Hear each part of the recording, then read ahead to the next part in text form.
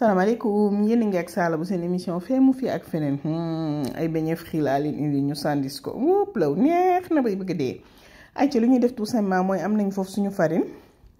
dañuy jël 75 grammes de ndox def ci benn cuillère à café de levure boulangère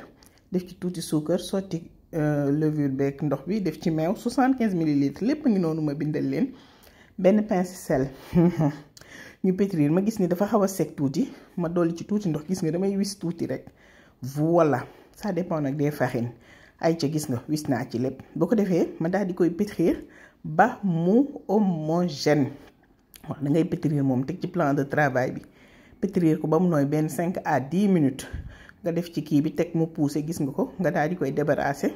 mise en forme daal di koy diviser en 3 boules boo ko diviser en 3 boules gis nga may jël bul yi def ko rond daal di jël sama sésame daal di teg su fekkee yéen sésame bi soowoo leen ci wax leen ma dinaa leen indil beneen recette boo xamante ni bii au lieu de sésame dinaa ko remplacer ak lu accessible kon mën ngeen jël chips ngeen remplacer ko ak sésame bi voilà boo ci defee tuuti ndox nag da nga ko ci badigeonner soog a jël dëpp ko ci sésame bi boo dëppee ci sésame bi soog a abaisser ak rouleau bi comme ça sésame bi dafay adhérer ci pain bi bu leen neexee mënoon ngeen ko bàyyi noonu bi ma ko xaree en 2 bu leen neexee tam mën ngeen ko diviser en 4 ça dépend yenn genre seen pain naka ngeen bëgg mu toll bu dee ay mini sandwich yi ngeen bëgg a defar ngeen xar ko en 4 su fekkee bu xaw a rëy ngeen bëgg ngeen xar ko en 2 gis nga daal def ci diwlin bi da ngay arroser nag boo koy arroser day tax mu gën a gaaw a gonfler waaw dafay gaawal gonfler bi parce que dafa war a gonfler aéré ci biir ñu daal di koy seppi jël leen rafet na ay ca gis ngeen ko noonu ma dugalaat yeneen da ngay arroser da ngay jël diwlin bi di ko xëpp ci kaw voilà comme ça dafay funki boobu moo lay arranger parce que après boo ko ubbee ci biir dafay tax nga am espace bu bari pour sandwich am nañ suñu viande hachée suñu avocat bu ñu kii am suñu mayonnaise teg ne suñu quelques crudités ma jël mayonnaise ba diw ca aioli la sax nag sax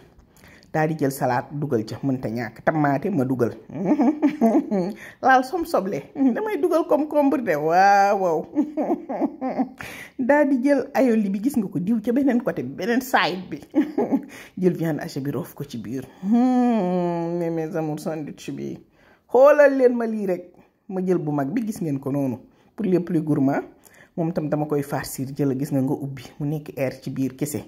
voilà nga jël aioli bi mooy mayonnaise bu am ay daal di ko ciy diw jëlan def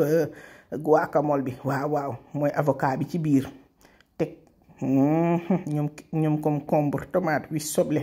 teg salade mënul ñàkk waaw rek ma def viande hachée ba jëlal lii mais lii bu leen neexee def ko reer bu leen neexee def ko ndékki bu leen neexee def ko njogonal yéenay bañ